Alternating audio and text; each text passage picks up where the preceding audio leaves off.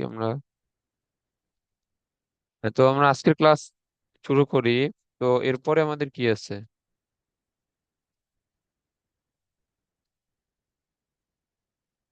উম, এরপরে ম্যাথ। এটা হচ্ছে নিজ অক্ষের সাপেক্ষে একটি নিরেট সিলিন্ডারের ঘূর্ণন জড়তা এবং চক্রগতির ব্যাসার্ধ। দাঁড়াও, আমি এখানে একটা সিলিন্ডার নিয়ে আসি।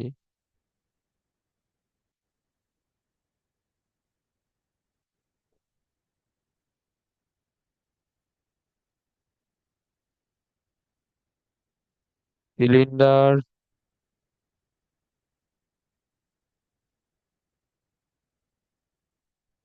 যেমন এগুলো আমাদের সিলিন্ডার শেপেরই যদিও।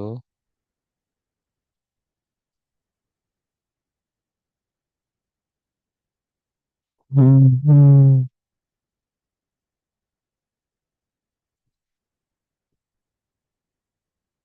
ধরো এটা আমাদের একটা সিলিন্ডার, এইটার কালার টালার কি চেঞ্জ করা যায়? আচ্ছা, যাই হোক। তো এটা আমাদের একটা সিলিন্ডার, এখন এর নিজ অক্ষ বলতে,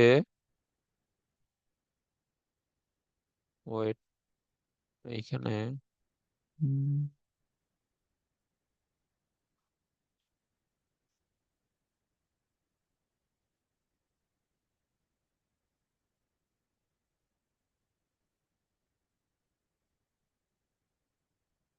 এর চেয়ে এইটাতে সুন্দর মতো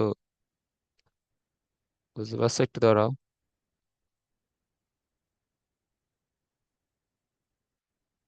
তো এর নিজ অক্ষ বলতে এর কেন্দ্রগামী যে ওটা হবে, যেটা এর মধ্য দিয়ে চলে যাবে, ধরো যে এই দিক থেকে এসে এর মধ্য দিয়ে চলে গেছে এমন একটা অক্ষ।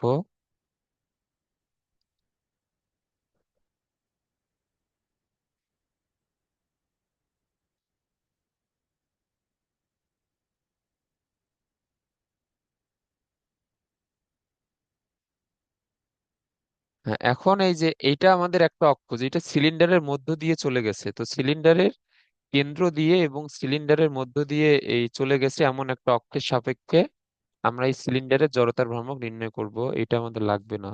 আচ্ছা, তো দেখো, এটা যদি আমাদের একটা সিলিন্ডার হয় এবং এই সিলিন্ডারের নিজ অক্ষ বলতে তার ভরকেন্দ্র দিয়ে এবং তার নিজের মধ্য দিয়ে চলে গেছে এই রকম একটা অক্ষ যদি এবি হয়, তাহলে এবি অক্ষের সাপেক্ষে সিলিন্ডারের জড়তার ভ্রামক। আচ্ছা, তো এইটা হচ্ছে আমাদের একটা নিরেট সিলিন্ডার। মানে নিরেট সিলিন্ডার বলতে কি, মানে সিলিন্ডারের মধ্যে কোনো কোনো ফাঁকা জায়গা নাই। আর আমাদের আরেকটা আছে ফাঁপা সিলিন্ডার, যেগুলো আমাদের বাসা বাড়িতে ইউজ করা হয়। এগুলো হচ্ছে আমাদের ফাঁপা সিলিন্ডার। আর একটা হচ্ছে আমাদের নিরেট সিলিন্ডার। আচ্ছা, ধরো এটা একটা চাকতি। তো এটা যদি এমন একটা সিলিন্ডার হয় যে তার মধ্যে কোনো ফাঁকা জায়গা নাই, তুমি যদি একে ছোট ছোট টুকরো যদি তুমি করো, এইটুক এইটুক যদি তুমি আহ, এই টুকরো করো, তাহলে তুমি এখান থেকে কি পাবা? তুমি কিন্তু এইখান থেকে একটা চাকতির মতোই কিন্তু শেপ তুমি পাবা, কারণ আমাদের চাকতিটার মধ্যেও কিন্তু কোনো ফাঁকা জায়গা নেই। এটাও কিন্তু আমাদের লোহা বা অন্য কোনো বস্তু দ্বারা এই পরিপূর্ণ। এই জিনিসটাকে বুঝছো? হ্যাঁ, বুঝছি। হ্যাঁ, বুঝছি। আচ্ছা, তো আমাদের এই যে চাকতির নিজ অক্ষের সাপেক্ষে এবং এই যে তার কেন্দ্র দিয়ে লম্বভাবে যে অক্ষটা যায় তার সাপেক্ষে আমাদের জড়তার ভ্রামক কি ছিল? I M R square by 2। এখন এই সিলিন্ডারটা অসংখ্য চাকতির সমন্বয়ে গঠিত। এই জিনিসটাকে বুঝছো? হুম। হ্যাঁ। তো সিলিন্ডারটা আমাদের অসংখ্য চাকতির সমন্বয়ে গঠিত।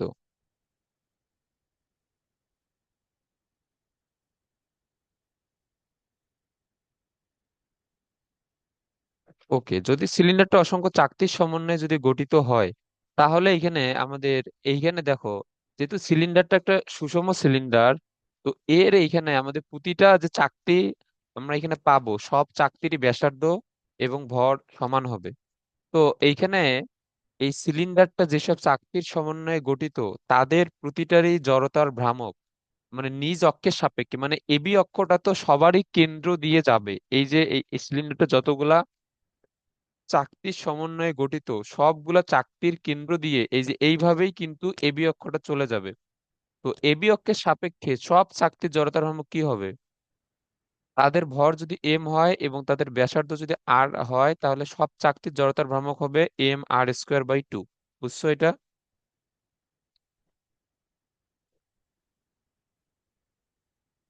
হ্যাঁ এটা বুঝছো? ভাইয়া। তাহলে এইখানে হ্যাঁ। দেখো, আমরা যেমন এখন সবগুলা জড়তার ভ্রামক আমরা যদি যোগ করি, এই যে ধরো m1, তারপরে তাহলে কি হবে? m1r1²/2, m2r2²/2, তারপরে m3r3²/2, sorry, by 2 dash dash dash. তাহলে এখানে কি হবে? আর আর কিন্তু সবারই সমান। তাহলে r² আমরা এখান থেকে কমন নিয়ে আসতে পারি। r²/2 আমরা কিন্তু কমন নিয়ে আসতে পারি, কারণ সব চাকতির ব্যাসার্ধ কিন্তু সেম। এই সিলিন্ডার যতগুলো চাকতির সমন্বয়ে তৈরি, সব চাকতিরই ব্যাসার্ধ সেম। বুঝছো?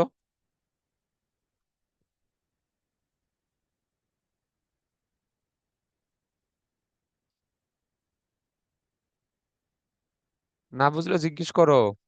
এটা বুঝছো?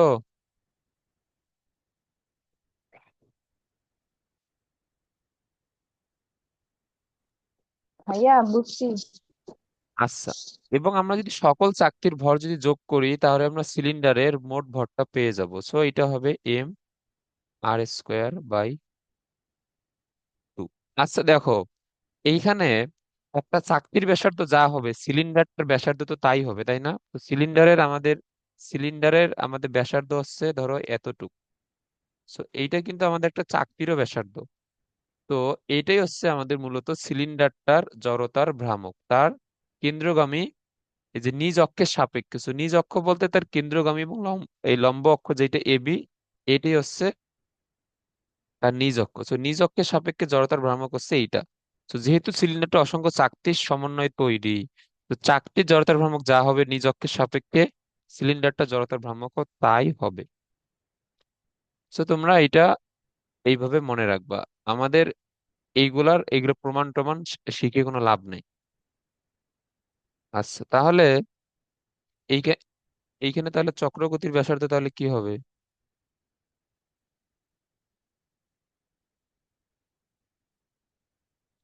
আমরা জানি চক্রগতির ব্যাসার্ধ সমান হচ্ছে I/m।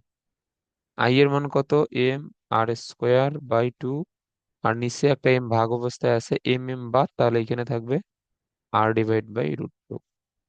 সো এটা হচ্ছে আমাদের চক্রগতির,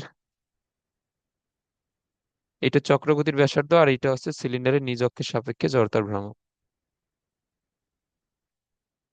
এই জিনিসগুলা কি বুঝছো তোমরা?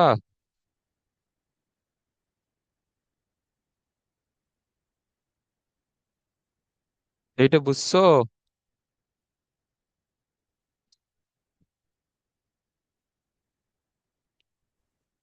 হ্যাঁ ভাইয়া। আচ্ছা, তো আমরা এখন এই টপিকটা, আমাদের এই যে আমাদের থিওরি প্রমাণগুলো মোটামুটি শেষ। এরপরে আমরা ম্যাথ করবো। আচ্ছা, তো দেখো এটা আমাদের অন্য টপিকের ম্যাথ, মানে অন্য টপিক বলতে এটা আমাদের হচ্ছে যে কৌণিক বেগ, এই যে তারপরে ওই টপিকের ম্যাথ আর কি। সো আমরা এইখান থেকে ম্যাথ সলভ করা শুরু করে। আচ্ছা, 1 নম্বরটা পড়ো।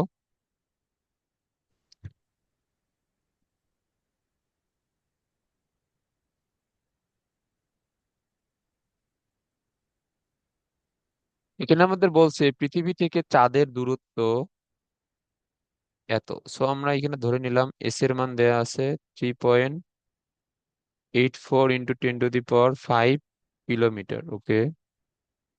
চাঁদ পৃথিবীকে বৃত্তাকার কক্ষপথে এত দিনে একবার প্রদক্ষিণ করে, তাহলে এখানে আমাদের সময়ের মান দেওয়া 27.3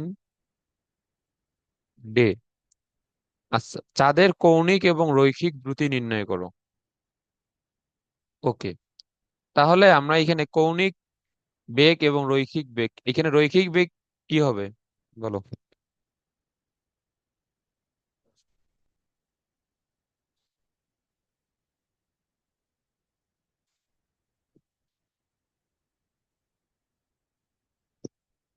এখানে রৈখিক বেগ এখানে কি হবে বলো?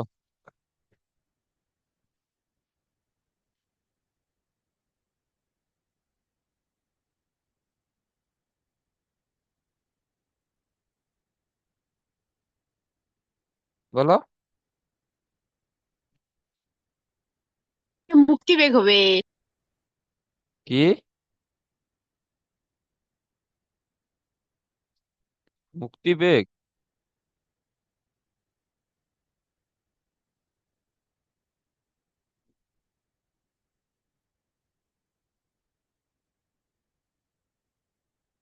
মুক্তি বেগ আসবে এখানে কই থেকে?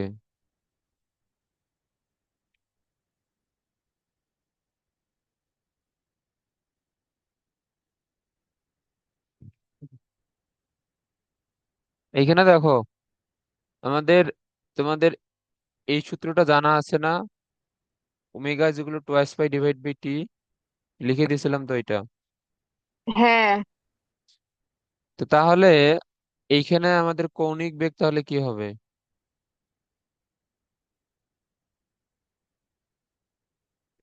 কৌণিক বেগ হচ্ছে ওমেগা সমান টোয়াইস পাই বাই টি। এখানে টি কি? টি হচ্ছে পর্যায়কাল। দেখো এইখানে বলছে যে একবার প্রদক্ষিণ করতে এতদিন সময় লাগে, তাহলে আমরা তো এটা জানি যে একবার পূর্ণ আবর্তন করতে যে সময় লাগে এইটাই হচ্ছে তার পর্যায়কাল। তাহলে এইখানে, তাহলে এই পর্যায়কাল এখানে কি হবে? 27.3 দিন। একদিনে 24 ঘন্টা, 60 মিনিট, 60 সেকেন্ড। এটা বুঝছো? হ্যাঁ, বুঝছি। তো এটার অ্যান্সার হবে 2.662 × 10⁻⁶। এর একক হচ্ছে রেডিয়ান পার সেকেন্ড। সো এটা হচ্ছে আমাদের কৌণিক বেগ। আর আমাদের কৌণিক বেগ এবং রৈখিক বেগের মধ্যে সম্পর্ক কি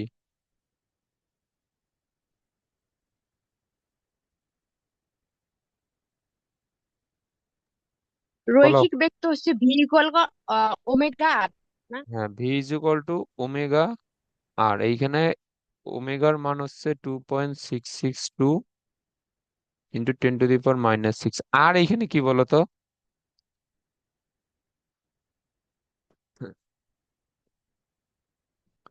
আর একটা হচ্ছে কি দূরত্ব, ওই যে পৃথিবী থেকে চাঁদের দূরত্ব নাকি? হ্যাঁ, এইখানে আর হচ্ছে একটা বস্তু যে বৃত্তপথে, আহ, যে বৃত্তপথে আবর্তন করে তার ব্যাসার্ধ। ধরো এইটা যদি আমাদের পৃথিবী হয় এবং এইটা যদি আমাদের চাঁদ হয়, তাহলে পৃথিবী থেকে চাঁদের যে ডিস্টেন্সটা, এই বৃত্তপথেই কিন্তু চাঁদ পৃথিবীকে আবর্তন করে। সো পৃথিবী থেকে চাঁদের দূরত্বই হচ্ছে ওই বৃত্তপথের ব্যাসার্ধ। সো এইখানে আমাদের আর এর মান হবে পৃথিবী থেকে চাঁদের যেটা দূরত্ব মূলত ওইটাই।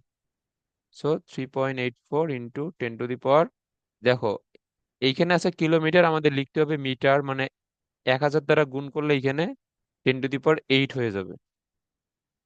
এটা হবে না? হ্যাঁ, হবে। তাহলে এখানে আমাদের অ্যান্সার আসবে 1.022 কিলোমিটার পার সেকেন্ড। সো এটা আমাদের অ্যান্সার আসে। তোমরা বের করো।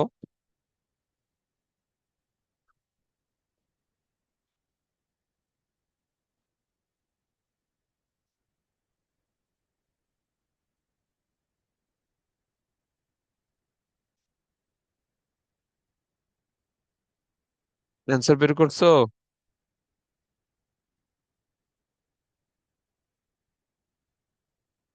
হ্যাঁ ভাই, এখন। আচ্ছা, তো দেখো আমাদের রৈখিক গতির ক্ষেত্রে যদি শেষ বেগ, আদি বেগ এবং ত্বরণ দেয়া থাকে, তাহলে আমাদের সূত্রটা কিরকম থাকে? V is equal to u plus at, এইরকম একটা সূত্র থাকে। আর যদি মন্দন হয় তাহলে আমরা সূত্রটা লিখি v is equal to u minus at, এইভাবে লিখি না? হ্যাঁ, আর এইটা যদি আমরা কৌণিক বেগের ক্ষেত্রে লিখি তাহলে এটা হবে ওমেগা ইউ মানে আদি বেগ, এটা ওমেগা নট মানে হচ্ছে যে আদি কৌণিক বেগ, অথবা তুমি এখানে ওমেগা ওমেগা ড্যাশ তুমি তোমার ইচ্ছা মতো লিখতে পারো।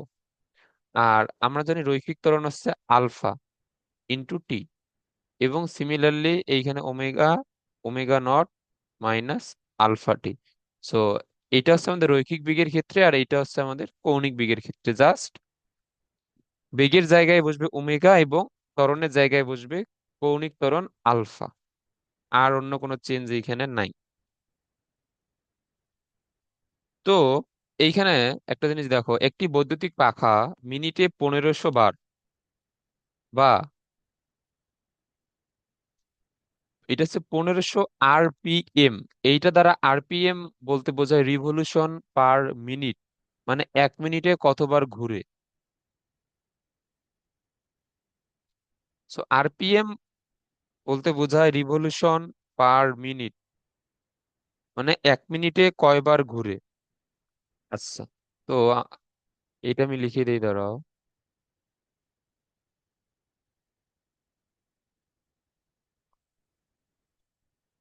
আর পি এম, এটা হচ্ছে আমাদের রিভলিউশন পার মিনিট, বা এটা দ্বারা বোঝায় আমাদের মিনিটে কতবার ঘুরে।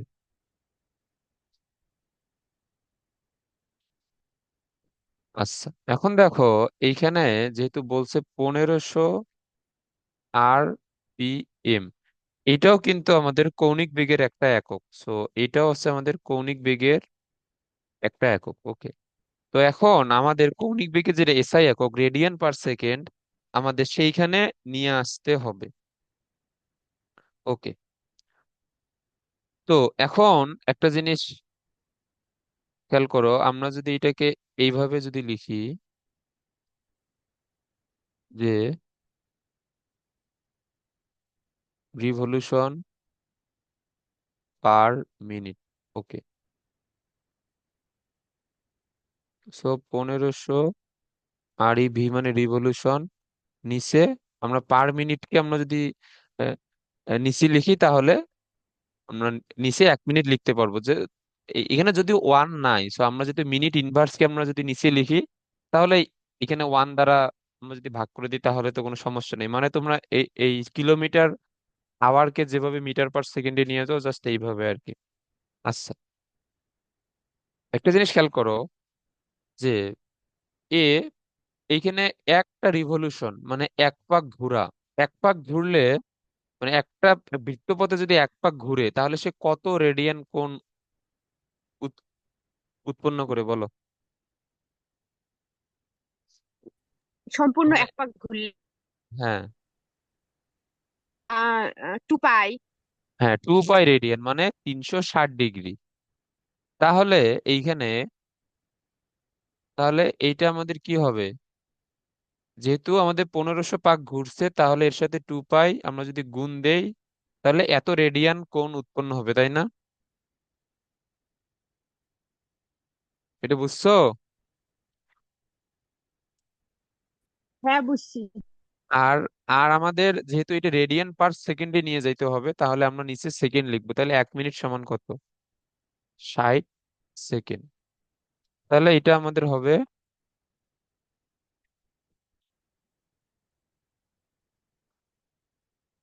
আহ এটা যদি আমরা 2 দ্বারা নিচে 60কে কাটি 30, আর উপরে 30 দ্বারা যদি 1500কে কাটি তাহলে 50, তাহলে 50 এইখানে থাকে পাই।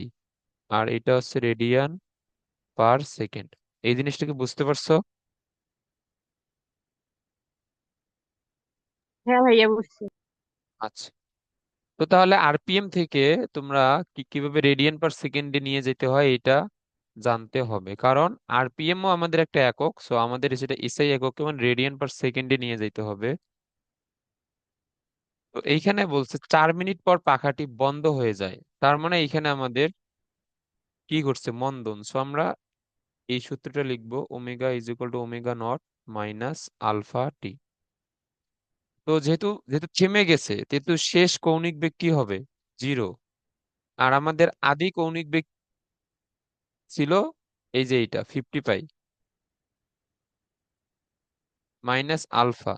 টি কত? 4 মিনিট, মানে 240 সেকেন্ড। তাহলে আলফা আমাদের কি হবে? উপরে 50, পাই এর মান হচ্ছে কত?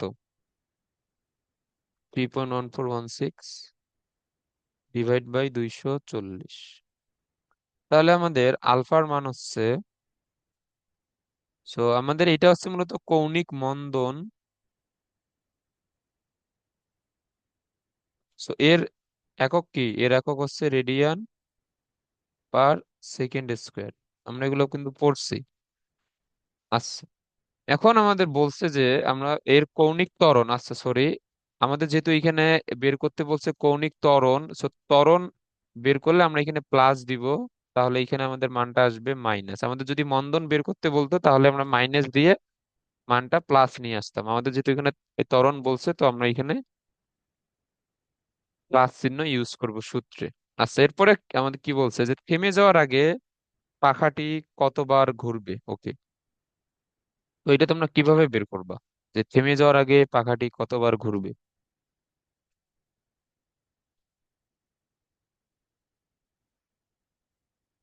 বলো। একবার ঘুরে, একবার তো ঘুরে পড়ি সমান না। হুম। তারপর কতবার? আচ্ছা দেখো, তোমরা যদি এইখানে এই যে এই সূত্র থেকে, এই যে আমাদের রৈখিক বেগের ক্ষেত্রে তোমরা যদি এ এর মানটা বের করো, তোমাদের সেম জিনিস যদি জিজ্ঞেস করতো যে আহ আদি বেগ ছিল 20, শেষ বেগ 0, তাহলে সে যদি 10 সেকেন্ডে থেমে যায় তাহলে সে কত দূর এই দূরত্ব অতিক্রম করবে? ও ও আমরা এটা কোন সূত্র দিয়ে বের করতাম? V square is equal to u square minus 2 a s. এখানে আমরা এর মানটা বের করতাম এই সূত্র থেকে, এই যে v is equal to u plus at, তারপরে ভি এর মান জানা, ইউ এর মান জানা, এ এর মান জানা, আমরা সেইখান থেকে দূরত্বটা বের করতাম, তাই না? হ্যাঁ। তো সেম ভাবে আমরা এখানে কৌণিক সরণ বের করব। সো কৌণিক সরণ এখন আমরা এখানে কিভাবে বের করব?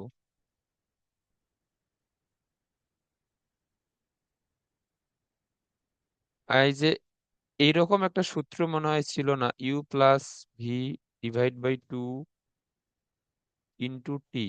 Into t. হ্যাঁ ছিল। এই সূত্রটা মনে আছে তোমাদের? হ্যাঁ আছে, এটা তো পড়ছি। হ্যাঁ, এখন এই সূত্রের আমরা এখন এইটা লিখবো আমরা কৌণিক আহ, ক্ষেত্রে। এখন দেখো, তো এখন এইটা ছিল আমাদের রৈখিক সরণ এস, তাহলে আমাদের কৌণিক সরণ কি? আমি তোমাদের এটা পড়াইছিলাম, কৌণিক সরণ হচ্ছে থিটা। এখন একটা ওমেগা প্লাস ওমেগা নট ইউভি ডিভাইড বাই 2 × টি। ওকে, তাহলে 0, আর একটা হচ্ছে 50 পাই ডিভাইড বাই 2 × টি এর মান কত? টি এর মান হচ্ছে 240 সেকেন্ড।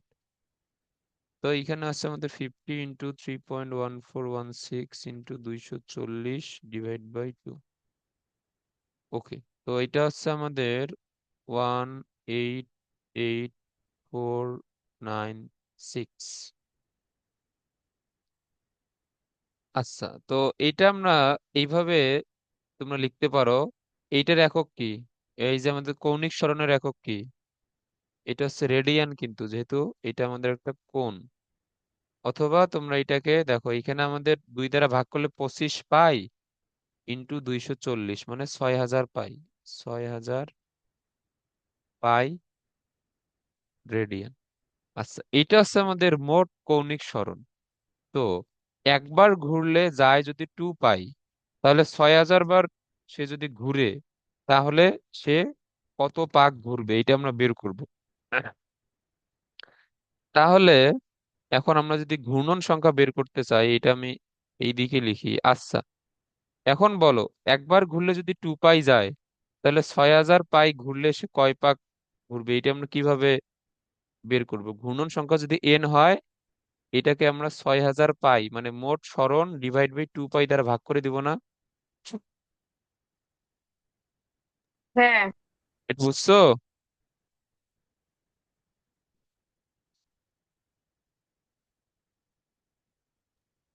হ্যাঁ, বুঝছি। আচ্ছা, এটা তো ইজি, কারণ যদি একবার ঘুরলে দায় 2 পাই, আমরা তো এটা জানি, তাহলে 6,000 পাই ঘুরলে কয় পাক যাবে, এটা আমরা বের করবো 2 পাই দ্বারা ভাগ করে। সো এটা হবে আমাদের 3,000 REV। সো রিভলিউশন মানে আর কি 1 পাক ঘূর্ণন, সো এটার একক আমরা রিভলিউশনে দিই। তো এই ম্যাথটা কি ক্লিয়ার তোমাদের? হ্যাঁ আচ্ছা, এরপরে, হ্যাঁ, এরপরে এটা পড়ো।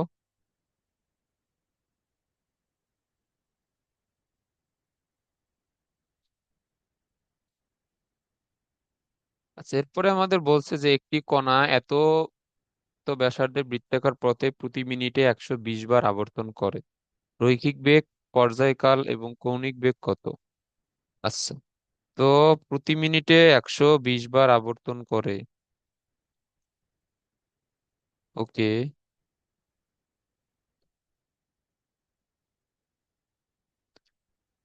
তো আমরা এটা কিভাবে সলভ করবো বলো?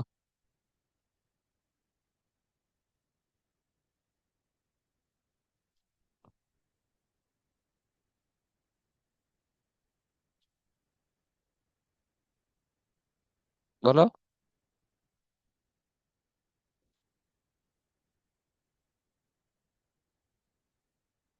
একটি কণা এত ব্যাসার্ধের বৃত্তাকার পথে প্রতি মিনিটে 120 বার আবর্তন করে।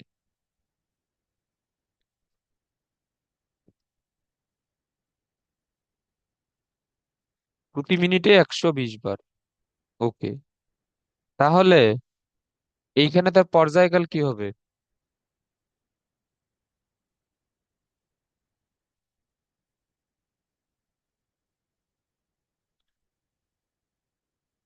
বলো, এখানে পর্যায়কাল কি? পর্যায়কাল হচ্ছে একবার আবর্তনের সময়, তাই না? হ্যাঁ। আচ্ছা, তাহলে এখানে একবার আবর্তনের সময় এখানে কি হবে বলো তো দেখি।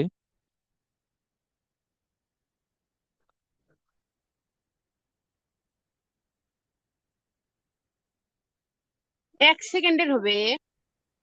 1 সেকেন্ড হবে?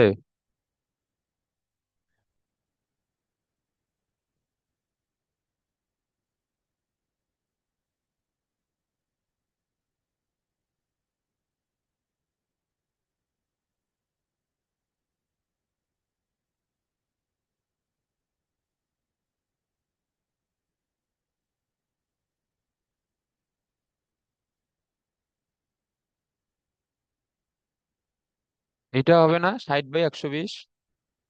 হ্যাঁ হ্যাঁ, এটা হবে, ওটা ভুলে বলছি।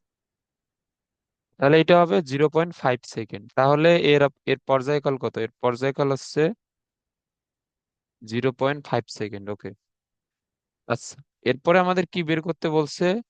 এর রৈখিক বেগ। আমরা যদি রৈখিক বেগ ইজ ইকুয়াল টু ওমেগা আর, এবং ওমেগা সমান কি, 2 পাই/টি ইন্টু আর। ওকে,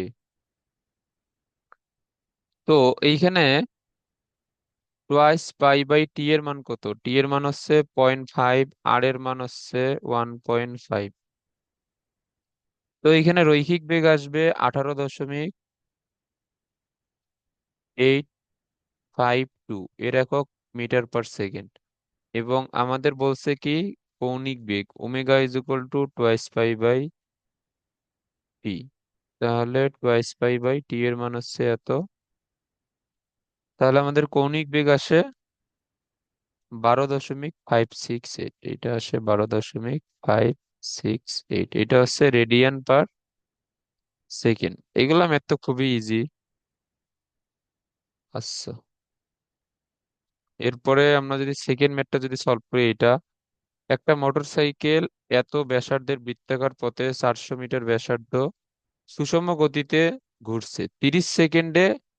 একবার যদি বৃত্ত পরিক্রম করে তাহলে পর্যায়কাল কত? 30 সেকেন্ড। এগুলো তোমাদের প্রশ্ন পড়েই বুঝতে হবে। এর রৈখিক ত্বরণ কত, মানে রৈখিক ত্বরণ মানে কি? রৈখিক ত্বরণ হচ্ছে এ, এর মান আমরা কিভাবে বের করব?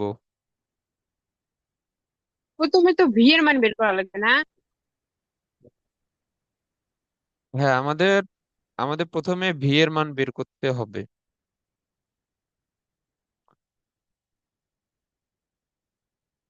আচ্ছা, তোমাদের এই সূত্রটা কি দেখানো হয়েছে? A is equal to v square by r. আমরা জানি a is equal to alpha r. Alpha মানে কি ছিল? Omega by t into r. এবং ওমেগা মানে ছিল, আচ্ছা একটু দাঁড়াও, v divide by r into t. আচ্ছা দাঁড়াও, এটা আমাদের সময় প্রায় শেষ, আমি তোমাদের আরেকটা লিঙ্ক দিচ্ছি।